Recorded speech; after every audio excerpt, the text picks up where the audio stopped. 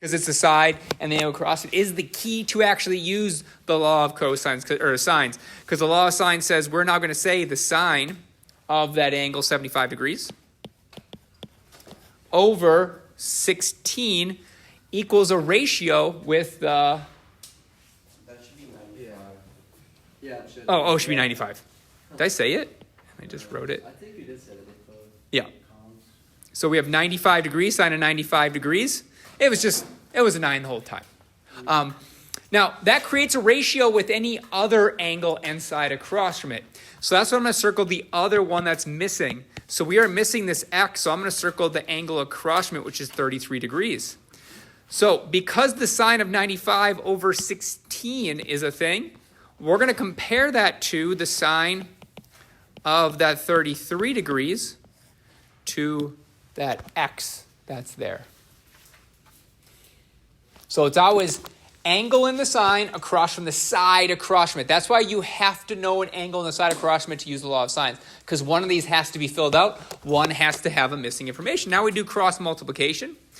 Cross multiplication would give me 16 sine of 33 degrees is going to equal our x times the sine of 95 degrees. Now remember, the x is not trapped in here. It's not trapped in the sine, so I don't have to do any sine inverses. Second of all, am I looking for a missing angle? No. So there's no reason to take inverses. Inverses only find angles. So to move this to the other side, I'm actually going to use straight up division because it is attached by multiplication. Divide by sine of 95 degrees. And we should just have x equals 16 sine of 33 over the sine of 95, which would be something you'd plug in your calculator. Okay? Thank you. All right. Other questions? 16. 16, once again, I need to use the law of sines. I must be able to circle an angle and the side across from it. I can see that 105 and that 11. I'm also going to note that I do not have two angles, so I can't find that third angle. So what I'm going to circle is the side and the angle across from it, noting that we have a missing angle. A missing angle means I need to use the inverse somewhere in there. I'm not going to force it. We'll figure out where it goes, but we should know we have to use the inverse to get that. But let's set it up the exact same way as the other one. First, let's start with the key. The key says, we'll do the sine of the angle, 105, is across from 11. So I'll put sine of 105 over 11 is going to equal, we have sine of the angle. The angle happens to be our x this time over the missing side, which is, or not missing side, but the known side, which is 8. Now we still do our cross multiplication. Cross multiplication is going to give me this 11 times this sine x. So we'll have 11 times sine x. Cross multiplication from the other one, we're going to have 8 times that sine of 105.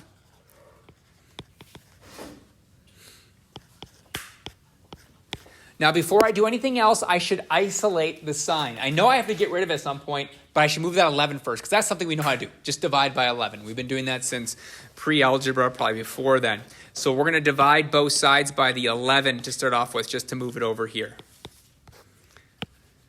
So now I have sine of x equals 8 times sine of 105 all over 11. Now it just depends on how good you are at your calculator. Some of you might like plugging that in and approximate to 4 decimal places. Yeah, Junkie. Oh, yeah. I'm not gonna do that method, but let's see if we come up with the same answer. I'm just gonna say I don't have my calculator on me. I just want to plug it in once. So I could take the sine inverse of both sides, which would look something like this. So if I did sine inverse of this side, sine inverse of that side, my sine and sine inverses would cancel out. And I'll have x equals the sine inverse of either whatever's in that. So I could just type in my calculator sine inverse of 8 times sine of 105 over 11. Or now, John Keaton, what was it rounded to the 4 decimal places? Is that what you had? I think, yeah, that's 44.6? Oh, for the answer, right? Oh, Yeah, so you said once I did all this, I had 44.6 degrees. Does that sound right for the answer? yes. Okay. Yeah, that was quite about right. So once again, you can either plug this whole thing in your calculator or you can approximate this 8 times sine of 105 divided by 11. Just make sure you do it to 4 decimal places. So one more time, we could plug all that in or we could plug in. Did I have that in the answer key? Maybe I can. You did. I did. No, there's nothing on. Which was number 16? Answer was there, but there was no work. Yeah, there's no work. But basically, I could plug in those 4 digits if I did it that way. Okay. John, look at it. Does all the steps make sense? Okay. Other questions? Yeah. Oh, okay. Does that make sense, all the steps I did, though? All right, other questions? Other questions? Okay. Then we're moving on to the law of cosines. Law of cosines. So I said we can use the law of sines as long as we know an angle and the side across from it. You have to know both of those values. We have to know an angle and we have to know the side across from it. Okay, now what if we have a different situation? That's what we're going to cover today. So just like the law of sines, the law of cosines can be used to find the side lengths and angle measures of any triangle, given the right information. So what right information do we need? Well, we need to be given either side, angle, side. That means we have to have an included angle, 2 sides, and the included angle. Or we need to be given side, side, side. But realistically, in this lesson, we just have to know, should I use the law of sines or should I use the law of cosines? What was the rule to use law of sines? Yeah. They have to be across from each other. Do you see an angle and a side across from it on this one? No. Do you see an angle and a side across on this one? No. I think that's an easier check. For me personally, I just check, do I know an angle and the side across from it? Or can I find that angle? Because sometimes you have to find that angle, because sometimes I give you 2 and you got to find your third. So if I was given this one, I would say I can't use the law of sines because I don't have that thing I can circle. I can't do this. So basically, when do I use the law of cosines? When law of sines doesn't work. In other words, you don't have an angle and the side across from it, or you don't know an angle and the side across. Now, this won't be such a huge deal today, but on Wednesday, I'm just going to throw triangles at you, and you have to decide which one you have to use. And we actually have to use multiple ones, because sometimes we have to solve for more than just one missing thing. We have to solve for the entire triangle. So for today, we don't have to check it, but I'd practice it. I would keep this in the back of my head. When do I use the law of sines? When do I use the law of cosines? Because you know on Wednesday it's going to be it, and your entire quiz. On the quiz, I will never tell you have to use the law of sines or cosines. On the quiz, I'm just going to give you a triangle, find that. You have to decide which one you can use. Once again, I think the easiest way is, do you know a side and that angle across from it? Neither of these do, so that means we're going to use the law of cosines. Well, that means we need to learn the law of cosines. So let's go through the law of cosines. Law of cosines looks something like this. I'm going to have a squared is going to equal, well, I'm already covering a, so it'll be b squared plus c squared. That's just the start of it. So I have a squared equals the other 2 things squared. Now, here's where it gets weird. Now we're going to have minus 2bc.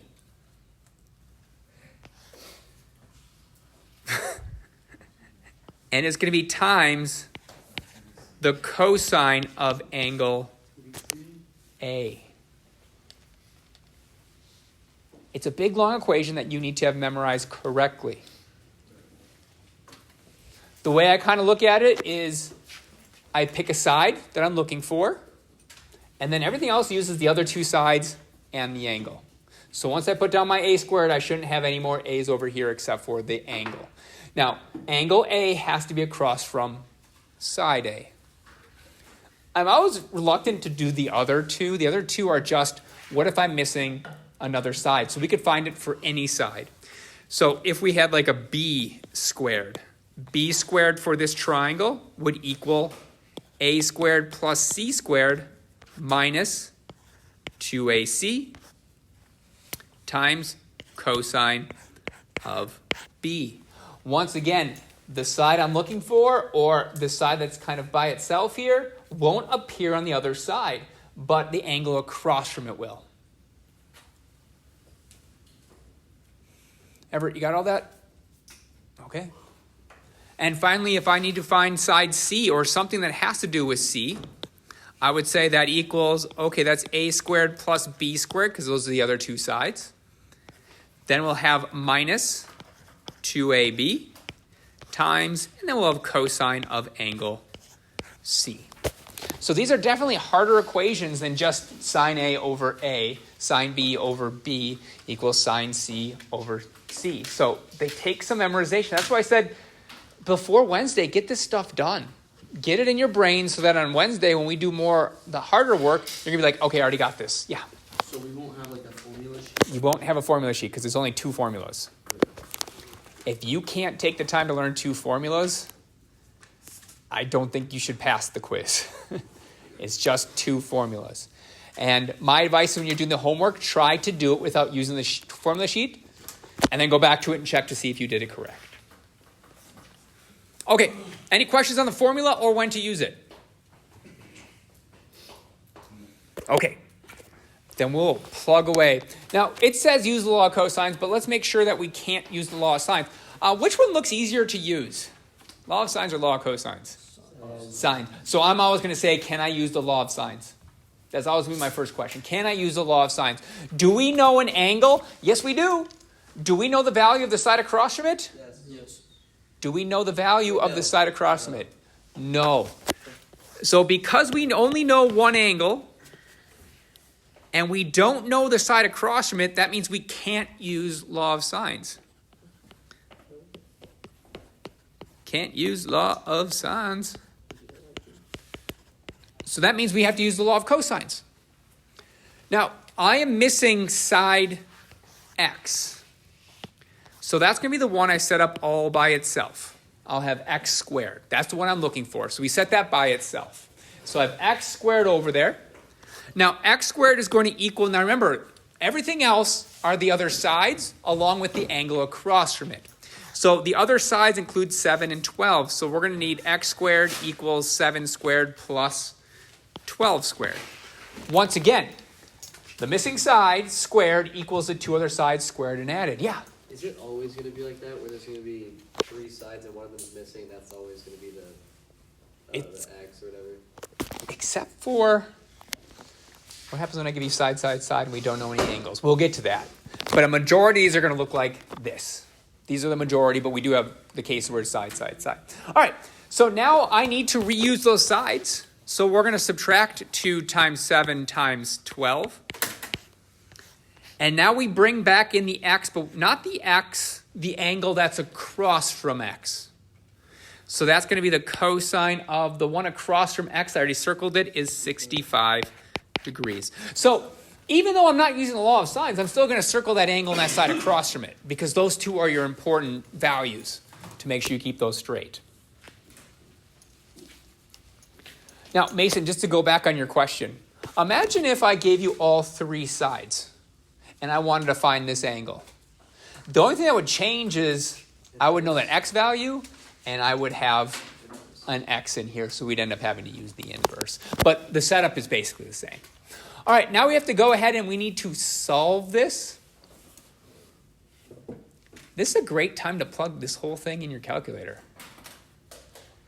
We could just type in 7 squared plus 12 squared minus 2 times 7 times 12 times cosine of 65, particularly if you have one of those graphing calculators we're supposed to have. A lot of scientific calculators are really easy to plug it in as well. But let's take a second and let's plug this in.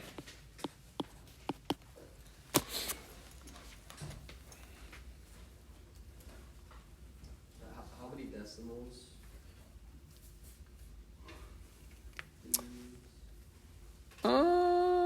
That's a good question. Let's round to the 10th. I'm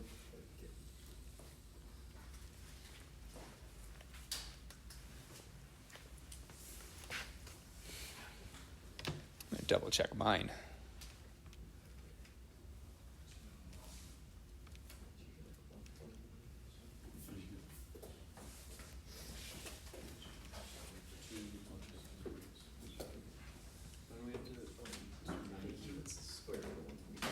All right, I got it 122. 122.0? I got 122.0. Does that mean x equals 122.0? No. What do I need to do to get x by itself?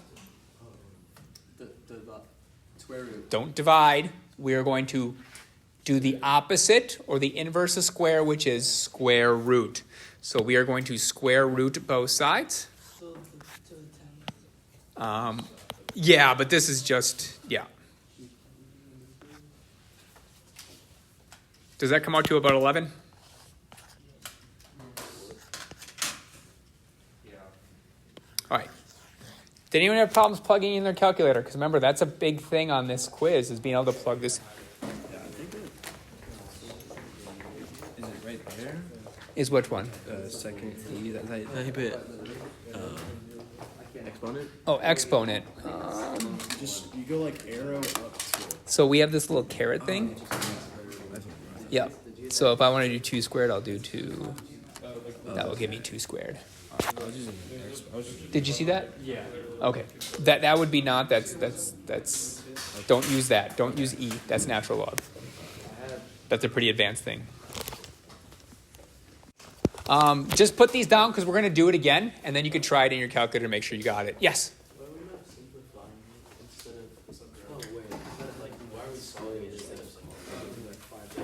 Hey guys, just stop for just 1 second. The question was, why aren't we simplifying that square root? Why are we actually plugging our calculator? Well, we already approximated it, right? So this answer is already an approximate. There's no reason to then simplify the square root, because the whole point of simplifying a square root is so I have an exact answer. We've already estimated it, so if I'm going to plug it in my calculator, I'm going to plug it all. I'm just going to plug the whole. If you're going to do a part in your calculator, you're going to do the whole thing in your calculator. So if we're dealing with cosine sines, we're going to do the whole thing in our calculator because we can't get an exact answer. Is that going to be the case for everything? Yes.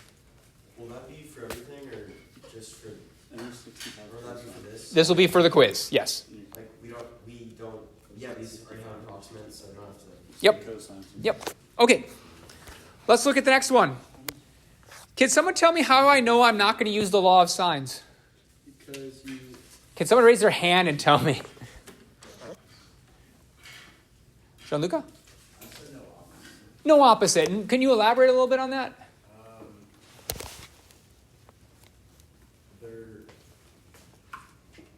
you can't use the law of sines because there's no value for x, I guess. There's no value for x, which is opposite that angle. The only angle we know is 108. The only way we can use the law of sines is if that 108 is across from a side that we know, and we don't know it. So angle and side across, I don't know it, which means I need to use the law of cosines. Law of cosines says, what am I missing? I'm missing x, so we'll make that x squared, equals our 2 other sides squared, so that'd be 25 squared plus 20 squared, minus 2 times the 2 sides I know the values of, times the cosine. These are the law of cosine, so I should probably use cosine, and I'll use cosine of 108. That's why I circle it all the time. So I know that I use the x, I use the 108, and I use the 2 known sides. Once again, specifically, you didn't get the right answer. Take a second, plug this all the way in. Plug this in your calculator and round it to the nearest tenth. Although I feel like it's kind of a moot point on this one again.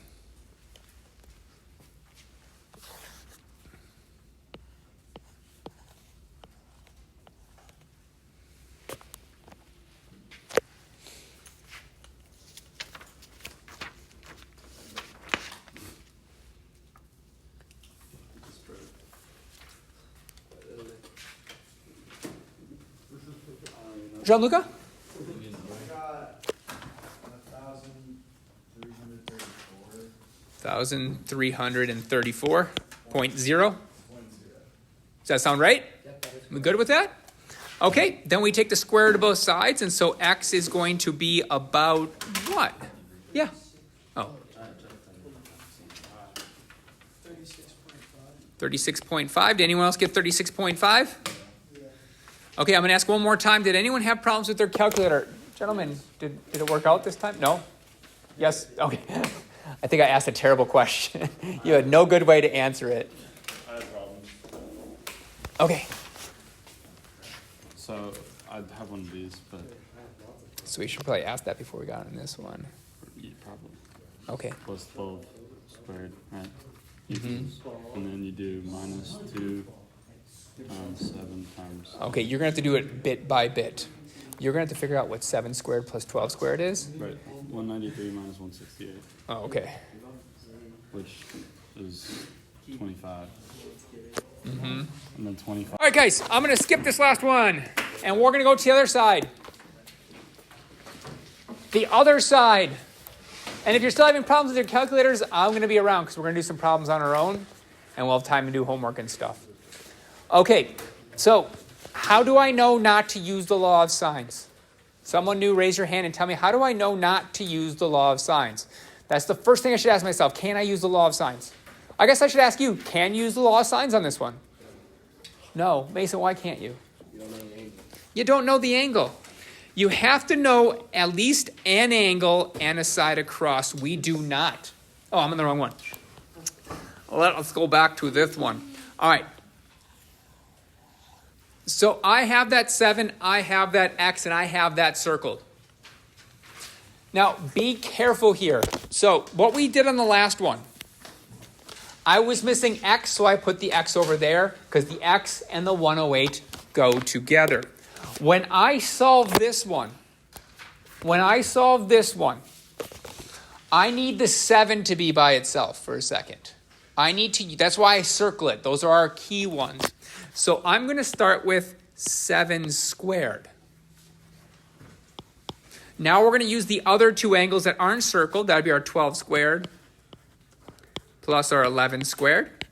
And I'm going to subtract 2 times those two sides again, 12 and 11. And then I'm going to go ahead and I'm going to put cosine of x. I need to have cosine of x.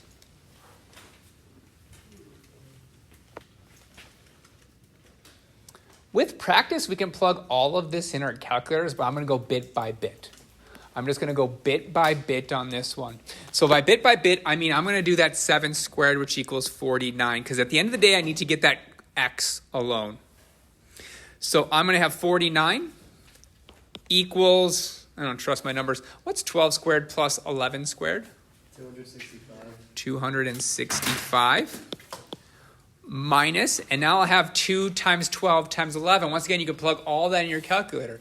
2 times 12 times 11. What does that give me? 264. Can I get seconds on both of those numbers? So I have 265 and 264. Yeah. Will saying yes. All right, we still have to get x by itself. So that means the first thing I should probably do is I should probably subtract 265 from both sides. If I could write it. All right, make sure we have a negative up front because we are subtracting a big number from a smaller number. So we should have negative 216. Can we not combine like terms first? Yeah, that's what I was gonna. I'm not sure which like terms we even have. 265 and 266. No, that's a part of the code. This is multiplication. PEMDAS says parentheses, multiplication, division. We can't add these two things together. They're not in parentheses. You have to subtract that 265 from both sides first. You have to, otherwise you have the wrong answer. The multiplication sticks to this until we use division. Have we used division yet?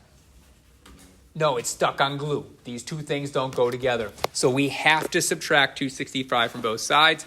And on the other one, we'll have negative 264 cosine of x. Now, how do I move that 264 to the other side? We don't add it. But We should probably divide because it's attached by multiplication. I got a really weird number. So we're going to divide both sides by a negative 264. It's 0.81. I'm going to leave it as is for just now. So we're going to have negative 216 divided by negative 264. What happens if you have a negative divided by a negative? Cancel. They cancel out. You don't have to know that because you're going to end up plugging your calculator, but it's just easier not to mess up your negatives to know that there should be a positive number when you plug it in. How do I move the cosine to the other side and don't tell me division? Invert. Inverse. Let's go, Mason. We're going to take the cosine inverse of both sides. So I'm going to take the cosine inverse of both sides. So cosine inverse of that side will cancels out my cosines. And we'll have a cosine inverse over here. I'm running out of room here, so I'm going to go ahead and go bloop, bloop. Let's finish this off up here. So we should have x equals the cosine inverse of negative 216. I'd probably just do positive 216 over it, but I'll leave it as is. Negative 216 divided by negative 264.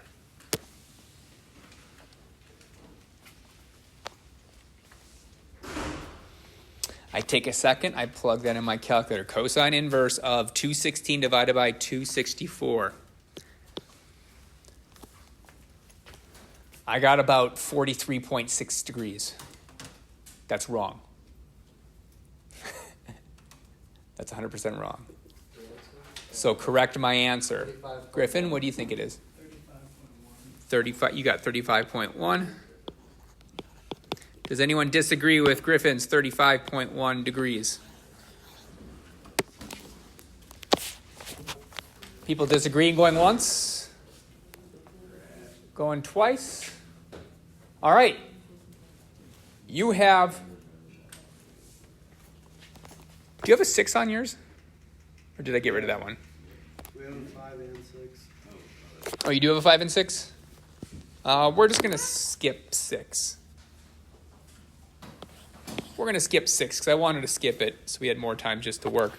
But your job is to do number 3 and to do number 5. So if you're struggling using your calculator, now's the time to get clarification on it. I'm going to be walking around helping. I will also be checking to see if you have your homework done.